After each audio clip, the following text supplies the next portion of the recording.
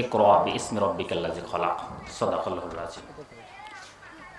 আল Helal cadet মাদ্রাসা কর্তৃক আয়োজিত পঞ্চম দিনব্যাপী তাফসিরুল কোরআন মাহফিলের সর্বশেষ সমাপনী দিনে আজকের এই তাফসিরুল কোরআন মাহফিলের সম্মানিত সভাপতি, বিভিন্ন স্থান থেকে আগত সম্মানিত মেহমানবৃন্দ, আমাদের সম্মানিত দূর দূরান্ত থেকে আসা আগত সম্মানিত মুসলিকরা, আসসালামু আলাইকুম রহমতুল্লাহি ওয়া বারাকাতুহু। আল্লাহ রাব্বুল আলামিনের দরবারে আমরা শুকরিয়া আদায় করি যে আল্লাহ রাব্বুল আলামিন আমাদেরকে তাফসিরুল কোরআন মাহফিলের ময়দানে এসে দিনের কিছু ইলম অর্জন করার সুযোগ করে দিয়েছেন। আল্লাহ রাব্বুল আলামিন এই পৃথিবীতে আমরা যারা এখানে বসে আছি তারা সৌভাগ্যবান। আমাদের অনেক ভাইয়েরা হয়তোবা হাসপাতালে অথবা অসুস্থতার কারণে বেডে শুয়ে আছে, সেখান থেকে বের হয়ে অথবা বিভিন্ন পৃথিবীর ব্যস্ততার কারণে তারা দিনের এরকম একটি সুন্দর পরিবেশে আসতে পারেনি। তাদের চেয়ে আমাদেরকে আল্লাহ রাব্বুল আলামিন সৌভাগ্যবান করেছেন বিধায় আসতে পেরেছি, নাকি? এই জন্য একটু শুকরিয়া আদায় করি, বলি আলহামদুলিল্লাহ। আলহামদুলিল্লাহ। মন খারাপ করতেছেন? আমি আপনাদের তাফসিরুল কোরআন মাহফিলের বর্তমান সমাজ ব্যবস্থায় যেভাবে হয় এভাবে আলোচনা করতে অভ্যস্ত নই, বুঝতে পারছেন কিনা? আসসালামু আলাইকুম। যে কারণে হয়তো বক্তাদের মতো করে আপনাদেরকে কিছু শিখাতে পারবো না। তবে দুই একটি বিষয় আমি আপনাদের সামনে নিজে এবং আপনাদের জন্য, আমার জন্য এবং আপনাদের জন্য কিছু পরামর্শ বা কিছু কথা বলতে পারবো, যেটা হয়তো আপনার এবং আমার উপকারে লাগবে। এই জন্য একটু আন্তরিকতার সহিত এই কথা শুনতে হবে। তাফসিরুল কোরআন মাহফিলের পরিবেশটা আমার কাছে খুব এত সুন্দর ডেকোরেশন করা হয়েছে, হয়তো আমরা এর মর্যাদাটা বুঝতে পারি না। যে কারণে আমরা সামনে দোকানপাটে অথবা বাড়িতে অথবা রাস্তাঘাটে ঘুরতেছি, গুরুত্ব না জানার কারণে, না বোঝার কারণে। সম্মানিত ভাইরা, আল্লাহ রাব্বুল আলামিন এই পৃথিবীর মানুষকে যে উদ্দেশ্যে পাঠিয়েছেন, সে উদ্দেশ্যের মানুষকে শিক্ষা দানের জন্য প্রথম যে কথাটা বলেছেন সেটা সম্পর্কে বলেছেন, সেটা ইকরা। এই বিষয়ে একটু কথা আপনাদের সামনে দিব। সম্মানিত উপস্থিতি, আপনারা যারা এখানে শ্রোতা এসেছেন বা যারা আসবেন তাদের একটু দৃষ্টি আকর্ষণ করে বলতেছি, আপনাদেরকে প্রথমত যে বিষয়টা মাথায় রাখতে হবে, আমরা এখানে কেন এসেছি। এটা এমন কোনো জায়গা নয় যেখানে বিনোদন পাওয়া যায়। এটা আমাদের হচ্ছে একটা ইলম অর্জনের জায়গা।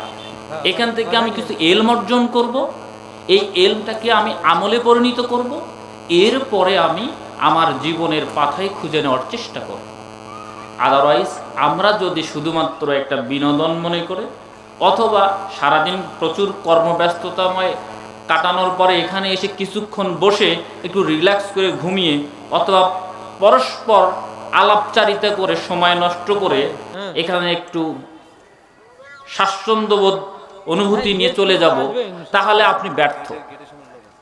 অতএব সম্মানিত ভাইরা, শ্রোতাদের ব্যাপারে আল্লাহ রাসূলের বক্তব্য হচ্ছে, আল্লাহ তাআলা কোরআনে এই বিষয়টা এসেছে, ফাসআলু আহলা যিকরি ইন কুনতুম লা তা'লামুনা বিল বাইয়িনাতি জুবুর। হে পৃথিবী, যারা তোমরা জানো না তোমরা জেনে নাও জানা মানুষের কাছ থেকে। তা আজকে আপনারা এখানে এসেছেন, আমরা এখানে এসেছি, কিছু জানা মানুষ এখানে আসবেন, সেই জানা মানুষের কাছ থেকে আমরা কিছু ইলম অর্জন করব, কিছু জ্ঞান অর্জন করব। এই উদ্দেশ্যে অর্জন করব, এই উদ্দেশ্যে আমরা শুনবো, যাতে করে একটা আমলে পরিণত করতে পারি। আজকে 5 দিন ব্যাপী তাফসীর মাহফিল হচ্ছে, আমি জানি না কতটুকু জ্ঞান আমরা অর্জন করতে পেরেছি আশেপাশের লোকেরা এবং এখানে যারা এসেছি তারা। যদি অর্জন করে একটি তথ্য হলো নিজের আমলিয়াতের মধ্যে নিয়ে যেতে পারি, তাহলে আমি সফল। আর যদি আমি না নিয়ে যেতে পারি, আয়োজক কমিটি এত কষ্ট করে এত বড় আয়োজন করেছে, সে তার উদ্দেশ্যে সফল হবে, কারণ সে তার সর্বোচ্চ দিয়ে চেষ্টা করেছে সুন্দর পরিবেশ তৈরি করার জন্য। কিন্তু আমি একজন শ্রোতা হিসেবে মাহফিলে এসে কিছু শিখে যেতে পারি নাই, তাহলে আমি ব্যর্থ। আমার জন্য কোনো ধরনের কল্যাণ আল্লাহ রাব্বুল আলামিন কাছ থেকে আসবে না।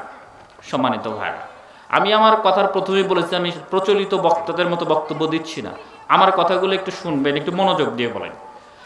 আজকে আল হালাল ক্যাডেট মাদ্রাসাটা এই এলাকায়, আমাদের এই প্রত্যন্ত অঞ্চলে এত মনোরম একটা পরিবেশ তৈরি করেছে কিসের জন্য বলেন তো? বলতে পারেন না আপনারা?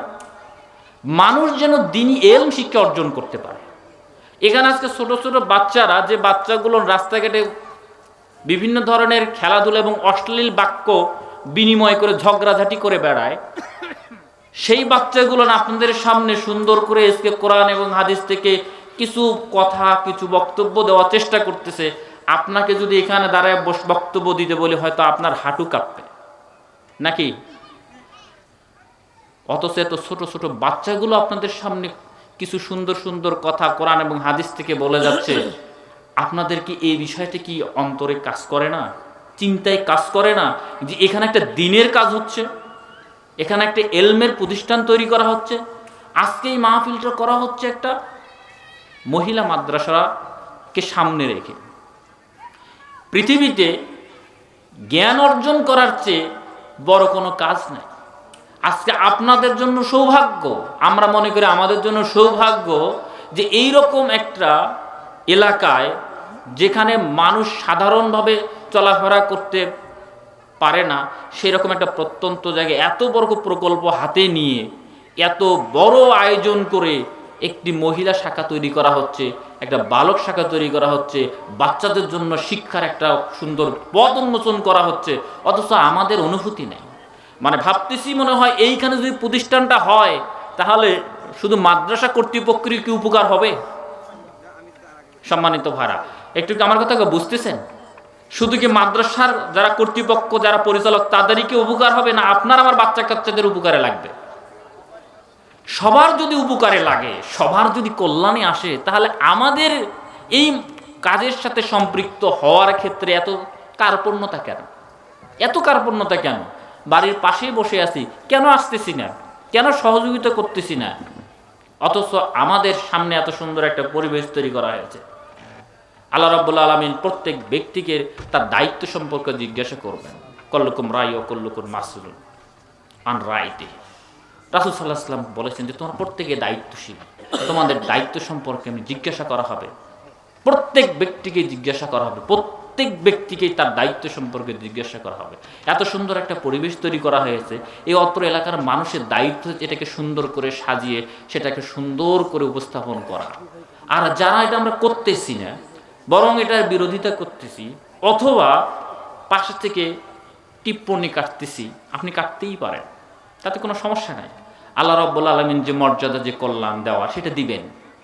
সম্মানিত হয়, আপনাদেরকে আমি কোরআনুল কারীম থেকে একটি আয়াত তেলাওয়াত করেছি। পৃথিবীর মানুষের জন্য আল্লাহ রাব্বুল আলামিন প্রথম যে বক্তব্যটা পেশ করেছেন সেটা বলেছেন ইকরা। পৃথিবীর মানুষের জন্য হেদায়েতের প্রথম বাণী হচ্ছে পড়ো। আজকে এই পড়ার মঞ্চ এখানে তৈরি করা হয়েছে। অথচ আমরা যদি পাশে একটা শিষ্টাচার বহির্ভূত কোনো যদি প্রোগ্রাম হতো, কোনো রাজনৈতিক মঞ্চের প্রোগ্রাম হতো, অথবা কোনো নৃত্য কর্মসূচি হতো, অথবা কোনো যাত্রার প্যান্ডেল হতো, অথবা আমাদের পাশে যদি কোনো কনসার্ট হতো, ডিজে গান হতো, এত এত সংখ্যক লোক মনে হয় সেখানে যেত না নাকি? আমরা যত লোক উপস্থিতি তার চেয়ে কম লোক সেখানে যেত না বেশি যেত? এ থেকে কি বোঝা যায়? আমরা শিষ্টাচার শিক্ষা গ্রহণ করতে পারি নাই, আমাদের মধ্যে ভদ্রতা তৈরি হয় নাই, আমাদের মধ্যে আখিরাতের চিন্তা মাথায় কাজ করে নাই। অথচ আপনাকে আমাকে সৃষ্টি করা হয়েছে, আল্লাহ রাব্বুল আলামিন বলেছেন যে ওমা খালাকতুল জিন্নি ওয়াল ইনসা ইল্লা লিয়াবুদুন, আমি মানুষ এবং জিনকে সৃষ্টি করেছি একমাত্র ইবাদতের জন্য, এবং আমার প্রত্যেকটা বিষয় সম্পর্কে আমাকে তদারকি করা হচ্ছে। কিরামান কাতিবিন ইয়ালামুনা মা লা তাফালুন, আমাদের দুই কাঁধে দুই শ্রেণীর বিশিষ্ট লেখকগণ আমাদের প্রত্যেকটা মুহূর্তকে রেকর্ড করে রাখতেছে আমি কি করতেছি। আমাদের সে হুঁশ নাই। কবর প্রত্যেক দিন ৭০ বার করে আমাদেরকে স্মরণ করে মৃত্যুর ব্যাপারে, অথচ আমাদের মৃত্যুর কথা মনে পড়ে না। দুনিয়ার ব্যস্ততায় আমরা এত বেশি শয়তানের পড়েছি, এত বেশি শয়তানের সাথে আমরা জড়িয়ে গেছি, নিজেদের অস্তিত্বকে ভুলে যাওয়া শুরু করেছে। সম্মানিত ভাইরা, আজকে আমাদেরকে এই চিন্তা একটু মাথায় নিয়ে আসতে হবে। আজকে যদি আমি এলম অর্জন করতে না পারি, ভদ্র শিষ্টাচার শিক্ষা গ্রহণ করতে না পারি, আমরা যে সমাজ ব্যবস্থায় বসবাস করতেছি সে ব্যবস্থায় কি পরিমাণ পরিস্থিতি আজকে হয়েছে। আজকালকার শিশু বাচ্চারা, ছোট ছোট ছেলে মেয়ে থেকে শুরু করে বৃদ্ধা পর্যন্ত, তাদের মধ্যে কোনো ভদ্রতা এবং শিষ্টাচার শিক্ষা দেওয়া হচ্ছে না। আজকে দিনই প্রতিষ্ঠান তৈরি করে যে প্রতিষ্ঠানের মাধ্যমে আমরা একটা ভালো শিক্ষা গ্রহণ করতে পারবো, সেটার জন্য আমাদের কোনো উদ্বিগ্নতা নাই, টেনশন নাই। আমাদের টেনশন হচ্ছে আমরা ব্যক্তিগত জীবন নিয়ে ব্যস্ত হয়ে গেছি। এত বেশি ব্যস্ত, আপনি বলেন তো দেখি আপনার ব্যস্ততা দিয়ে কি করবেন?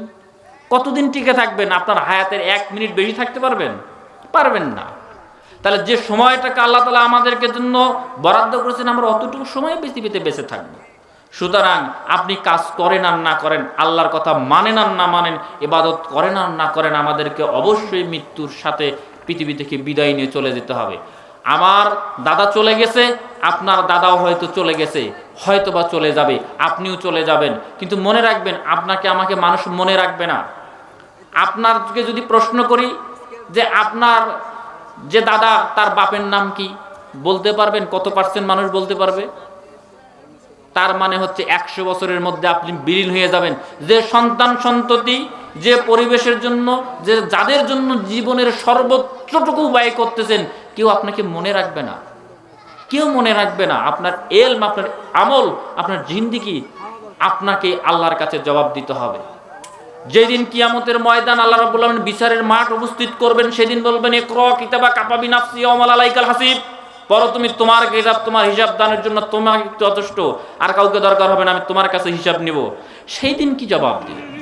দুনিয়াতে বিভিন্ন কায়দা কৌশল করে ফাঁকি দিয়ে চলা যায়, আল্লাহর কাছে কি ফাঁকি দেওয়া যায়? ফাঁকি দেওয়ার সুযোগ আছে?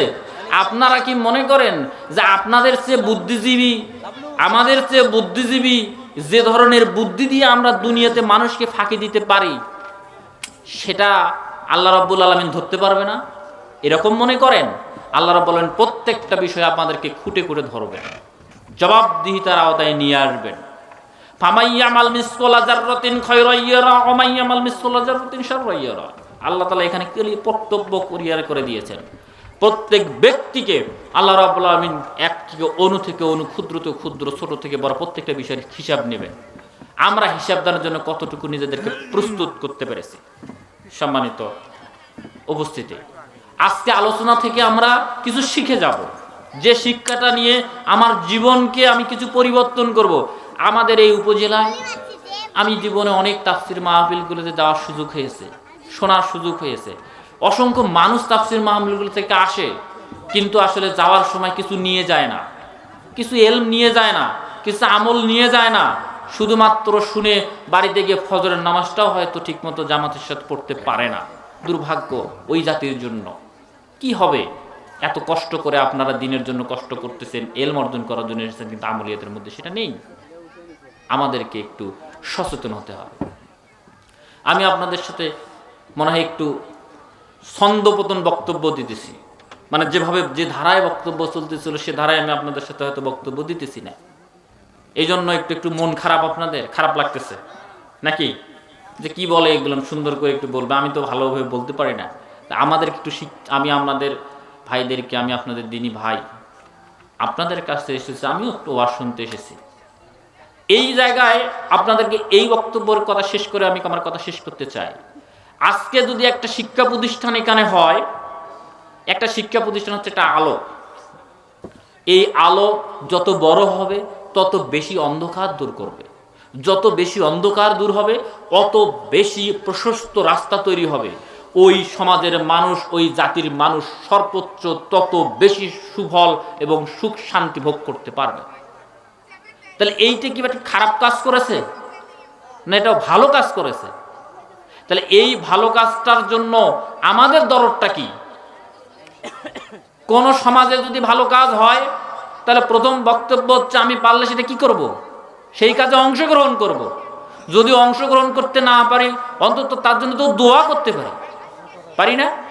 কিন্তু আমাদের এতটুকু অনুভূতি নাই। আমরা যারা আশেপাশে আছি, যারা এই এলাকার মানুষ, তাদের হক, তাদের দায়িত্ব এরকম একটা প্রতিষ্ঠানকে প্রতিষ্ঠিত করার ক্ষেত্রে সকলেই স্বতঃস্ফূর্তভাবে সহযোগিতা করে তাকে দাঁড় করানো। আজকে বাচ্চাদেরকে এমন শিক্ষা ব্যবস্থায় প্রতিষ্ঠিত করা হয়েছে যে শিক্ষায় শিক্ষিত হচ্ছে মানুষেরা, সেই শিক্ষা দিয়ে সমাজের মানুষের কোন রকম শিষ্টাচার শিক্ষা গ্রহণ করতে পারতেছে না, মানুষ অভদ্র হয়ে যাচ্ছে। অথচ আল্লাহ রাব্বুল আলামিন বলতেছে যে ওই সমস্ত শিক্ষার কোনো মূল্য নাই যেটা আল্লাহর নামে হয় না। আমাদের শিক্ষা ব্যবস্থায় এমন পরিস্থিতি তৈরি করা হয়েছে যেখানে আল্লাহর নাম বলার প্রয়োজন হয় না, কারো বাপ দাদার নাম দিয়ে শিক্ষা প্রতিষ্ঠানগুলো চলতে থাকে,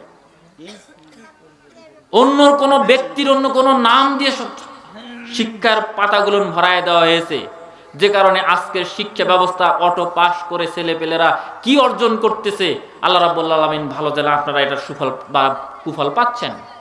অতএব সম্মানিত উপস্থিতি, আপনাদেরকে এই বিষয়ে একটু গুরুত্ব দিয়ে চিন্তা করতে হবে।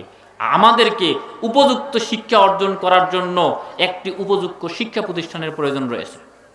যদি সুন্দর শিক্ষা প্রতিষ্ঠান না থাকে তাহলে আমরা নিজেরা সুন্দর শিক্ষা গ্রহণ করতে পারবো না।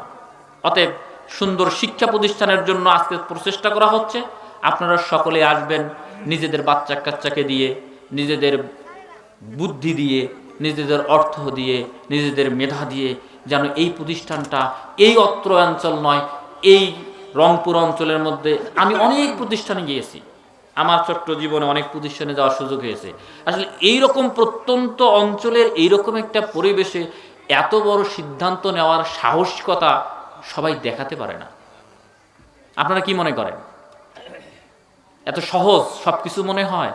তো এত বড় সাহসিকতা দিয়ে আজকের এই প্রতিষ্ঠানকে তিনি দাঁড় করানোর সিদ্ধান্ত নিয়েছে। আমরা তার জন্য দোয়া করি আল্লাহ রাব্বুল আলামিন যেন এই শিক্ষা প্রতিষ্ঠানের মাধ্যমে এই এলাকা এবং এই জাতির মানুষের কল্যাণের জন্য কিয়ামত পর্যন্ত যেন আল্লাহ কবুল করেন। সম্মানিত মুসলিকেরা, আপনাদের সকলকে আল্লাহ রাব্বুল আলামিনের কাছে আজকের এই মাহফিল থেকে কিছু ইলম অর্জন করে আমলি জিন্দেগি গড়ার কামনা করে সকলের কাছে দোয়া আছে। আমার কথা শেষ করছি। আসসালামু আলাইকুম ওয়া রাহমাতুল্লাহ।